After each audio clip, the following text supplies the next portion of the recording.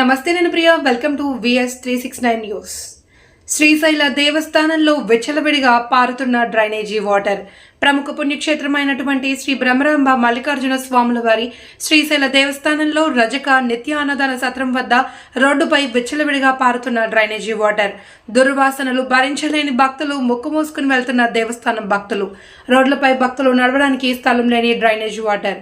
కనుక దేవస్థానం అధికారులు వెంటనే స్పందించి ఇటువంటి డ్రైనేజ్ వాటర్ను బంద్ చేయగలరని భక్తులు కోరుతున్నారు.